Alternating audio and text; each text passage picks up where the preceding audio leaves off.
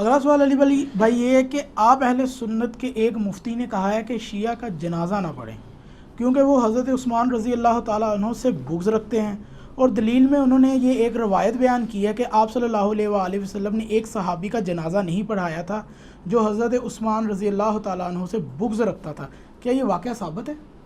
واقعہ تو ثابت نہیں ہے، لیکن پہلی بات یہ یاد رکھیں، اس میں جو اصول کی بات سمجھیں کہ نبی صلی اللہ علیہ وآلہ وسلم کی جو محبت ہے نا، اسلام اس کے گرد سینٹرڈ ہے، اللہ، رسول، قرآن اور آخرت۔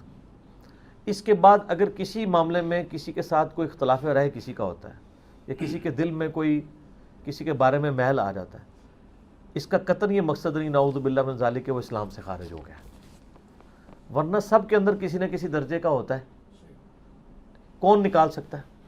میں آپ کو جہلم کی مثال دیتا ہوں۔ فیض عالم صدیقی ہمارے یہاں سے واکنگ ڈسٹنس پہ اہل حدیث مسجد کا خطیب تھا جس نے ناسبیت پھیلائی تھی، اب تو خیر ختم ہو چکی، جہلم سے اس سے بڑی آواز اٹھ گئی اللہ کے فضل سے، مرتے دم تک وہ اہل حدیث مسجد کا امام اور خطیب رہا، قتل ہو گیا، حضرت علی کے بارے میں بکواسات کرتا تھا جمعے کے خطبوں میں، ریٹن کتابوں میں، حضرت علی کی نام نہاد خلافت، ٹھیک ہے، اس قسم کے الفاظ وہ یوز کرتا تھا۔ تو کیا کہیں اہل حدیث نے اس کا جنازہ پڑھنے سے انکار کیا یا اس کا جنازہ کسی اہل حدیث نے نہیں پڑھا؟ آج تک اون کر رہے ہیں، وہ لال رومال والی پارٹی، سارے بھائی اس کے آج تک اس کے مضامین چھاپتے ہیں اپنے اس کے اندر۔ پہلی دفعہ شیخ زبیلی زئی صاحب رحمہ اللہ آئے ہیں جنہوں نے اعلان برات کیا ہے، اسی کی وجہ سے اب مجبوراً باقیوں کرنا پڑ رہا ہے، ورنہ اس سے پہلے کسی نے ہاتھ نہیں ڈالا اس کے اوپر، جس کو ہاتھ ڈالنا کہتے ہیں۔ تو یہ جو انہوں نے اس قسم کے معاملات بنائے ہوئے ہیں نا کہ فلاں کا جنازہ نہ پڑھیں، فلاں کا جنازہ، یہ تو سارے اس کو بھی چھوڑ دیں۔ آپ بریلوی علماء سے پوچھیں کیا دیوبندیوں کا جنازہ کو بریلوی پڑھ سکتا ہے؟ تو کیا دیوبندی جو ہیں بغض عثمان رکھتے ہیں، بغض علی رکھتے ہیں، بغض ابوبکر رکھتے ہیں؟ نہیں، وہ ان کے فرقے سے اختلاف کرتے ہیں۔ یہ تو معاملے بڑی دور جا چکا ہے کہ سنی آپس میں ایک دوسرے کا جنازہ پڑھنے کے لیے تیار نہیں ہے۔ ہمارے جہلم میں ہوا ہے کہ اہل حدیث عالم فوت ہوئے، ہم اس وقت چھوٹے چھوٹے تھے، تو کچھ بریلویوں نے جا کے جنازہ پڑھ دیا تو بڑے مفتی نے فتویٰ دے دیا کہ تجدید نکاح کریں، نکاح ٹوٹ گیا ان کا، حالانکہ وہ ماڈریٹ اہل حدیث علماء میں سے تھے، ٹھیک ہے، فتنہ پرور نہیں تھے، اپنا مسلک ضرور بیان کرتے تھے لیکن اس لیول پہ نہیں تھے، وہ بھی نہیں ان کو ہضم ہوئے، اور یہی وہاں پہ بھی ہوتا ہے۔ تو یہ باتیں ہیں۔ اب آ رہے ہیں اس سوال کی طرف۔ سیدنا عثمان غنی رضی اللہ تعالیٰ عنہ علیہ السلام کے اوپر میرا ایک کلپ بھی ہے، بغض عثمان ورسز بغض علی، اور ایک اور کلپ بھی ہے سیدنا عثمان رضی اللہ تعالیٰ عنہ سے متعلق 3 جھوٹ، جس میں نے حضرت عثمان کا دفاع بھی کیا۔ یہ روایت ترمذی کے اندر موجود ہے، اور امام ترمذی نے ساتھ ہی اس کے ساتھ لکھ دیا ہے، اس میں ایک ابن زیاد نام کا راوی، یہ ابن زیاد وہ والا نہیں ہے، ایک ابن زیاد نام کا راوی ہے جو کہ متروک ہے، جس کی حدیثیں محدثین نے ترک کر دی ہوئی ہیں، اور اس حدیث کو شیخ البانی بھی ضعیف کہتے ہیں، امام ترمذی خود لکھ کے اس کو ضعیف کہتے ہیں، شیخ زبیلی زئی صاحب بھی ضعیف کہتے ہیں۔ تو یہ روایتی جعلی ہے۔ پھر ہم ایک معصومانہ سے سوال کرتے ہیں کہ نبی علیہ السلام کے مبارک زمانے میں بغض عثمان رکھنے والا کون سا صحابی تھا؟ کوئی ایران فنڈڈ تھا صحابی؟ اس زمانے میں تو یہ تفریق شروع ہی نہیں ہوئی تھی۔ یہ روایت اصل میں آل امیہ نے گھڑی ہے باقاعدہ، کیونکہ اس حدیث میں شامی راوی بھی ہیں۔ یہ روایت گھڑی ہے مسلم شریف کی اس حدیث کے مقابلے پہ کہ علی سے محبت نہیں رکھے گا مگر مومن، علی سے بغض نہیں رکھے گا مگر منافق۔ اس حدیث کو ڈیلیوٹ کرنے کے لیے ایک روایت گھڑی گئی۔ ہمارے نزدیک تو حضرت عثمان غنی رضی اللہ تعالیٰ عنہ بھی قابل احترام ہے اسی طریقے سے۔ ایون شیعہ میں بھی جو یعنی صحیح شیعہ علی ہیں، ایران میں جس طرح شیعہ، امام علی علیہ السلام کے آخری 10 سال کے اوپر انہوں نے فلم بنائی ہے نا، تو حضرت عثمان کو کتنی رسپیکٹیبل پرسنالٹی انہوں نے پیش کیا ہے۔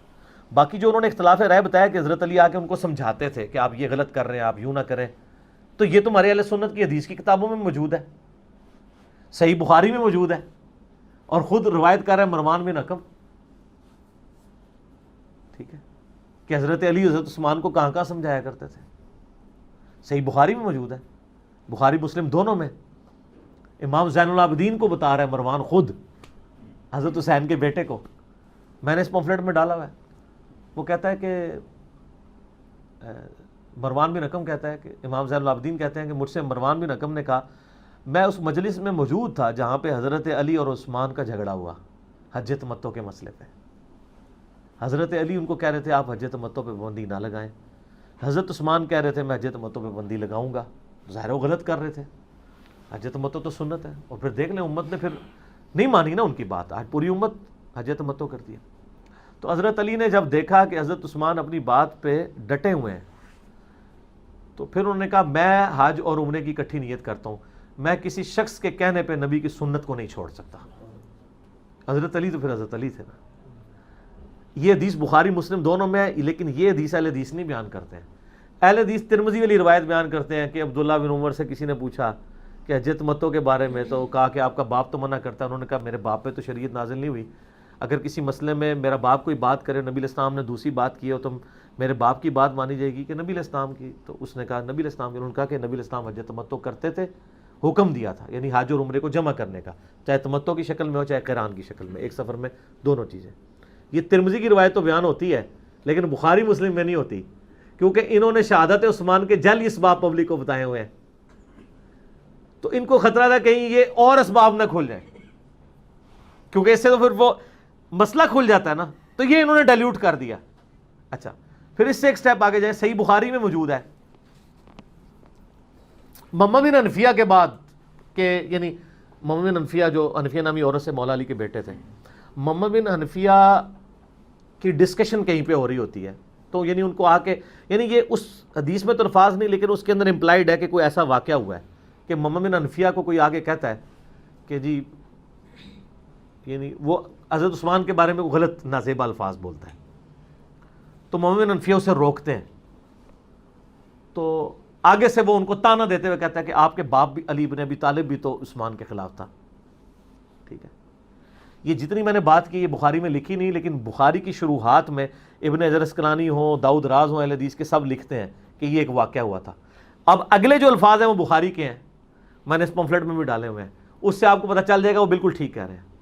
تو محمد بن حنفیہ کہتے ہیں, یہ بخاری کے الفاظ ہیں, محمد بن حنفیہ کہتے ہیں کہ میرے باپ نے اگر عثمان کی مخالفت کرنی ہوتی نا تو اس دن کرتا کہ جس دن لوگوں نے آ کے عثمان کے گورنروں کی شکایت کی مولا علی سے کہ وہ مال غنیمت میں خرد بد کر رہے ہیں, ٹیکس کھا رہے ہیں, یہ کچھ کر رہے ہیں. جس طرح ہمارے پرائم منسٹر صاحب کو جب شکایتیں ہوئی تو انہوں نے کچھ وزیر فارغ کیے ہیں نا, ٹھیک ہے نا, کچھ کے نیب میں بھی کیسز گئے ہیں. تو آ کے شکایت کی مولا علی کو کہ یہ گورنر کر رہے ہیں اور آپ اس وقت امت کے امام ہیں, بہت بڑی شخصیت ہے, آپ ہی جا کے حضرت عثمان کو سمجھائیں. تو محمد بن حنفیہ کہتے ہیں میرے باپ نے اگر مخالفت کرنی ہوتی نا عثمان کی تو اس دن کرتا. کہ جب یہ بات حضرت علی کو پہنچی نا تو حضرت علی نے مجھے نبی علیہ السلام کا لکھوایا ہوا ایک نسخہ دیا کہ مال غنیمت کو یعنی بیت المال میں مال کیسے تقسیم کرنا ہے پبلک کے اندر, جو نبی علیہ السلام کی وصیتیں تھی لکھی ہوئی مجھے دیں, اور کہا کہ حضرت عثمان کو کہو کہ اس کے مطابق اپنے گورنروں کو حکم دیں. تو کہتے ہیں میں وہ خود لے کے نسخہ حضرت عثمان کے پاس پہنچا تو حضرت عثمان نے کہا یہ واپس لے جاؤ, مجھے اس کی کوئی حاجت نہیں, سے فلاں یعنی واپس لے جاؤ.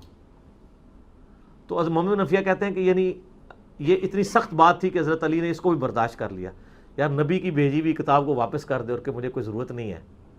تو وہ کہتے ہیں محمد بن حنفیہ کہتے ہیں میں نے واپس آ کے حضرت علی کو جب بتایا نا تو حضرت علی نے خاموشی اختیار کی, کہا کہ اس کو جہاں سے اٹھایا تھا وہیں رکھ دو.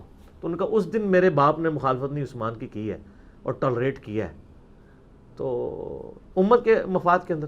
اچھا اس کی شرح میں پتہ لوگ کیا لکھتے ہیں, وہ کہتے ہیں جی حضرت عثمان نے ان کو کہا کہ نہیں یہ واپس لے جاؤ, میرے پاس اس کی فوٹو کاپی موجود ہے, بریکٹ میں خود سے ہی فوٹو کاپی اگر موجود ہوتی تو اس کے مطابق وہ تقسیم کر رہے ہوتے نا. پھر محمد بن حنفیہ جو بیان کر رہے ہیں کہ اگر میرے باپ نے مخالفت کرنی ہوتی نا تو اس دن کرنی چاہیے تھی. مراد یہ کہ محمد بن حنفیہ وہی سمجھ رہے ہیں جو ہم سمجھ رہے ہیں, فوٹو کاپی نہیں ہے, انہوں نے وہ تحریر واپس کی ہے, اور محمد بن حنفیہ اسے گستاخی سمجھ رہے ہیں کہ نبی کی لکھی ہوئی تحریر واپس کی ہے. ورنہ اگر فوٹو کاپی ہو تو محمد بن حنفیہ کہتے نہیں, انہوں نے خود ہی بتایا کہ میرے پاس کاپی موجود تھی, تو اس کو گستاخی طرح لیتے. یہ جتنے بھی چکر بازیاں کرتے ہیں نا وہ حدیث کے الفاظ خود حفاظت کر دیتے ہیں. یہ سر جعلی اسباب نہیں ہے, اسبائی پارٹی نہیں ہو پائی, ریال پارٹی ہو, اسبائی پارٹی نہیں ہے, یہ بخاری مسلم نے بتا دیا اصلی اسباب کیا ہیں. ٹھیک ہو گیا.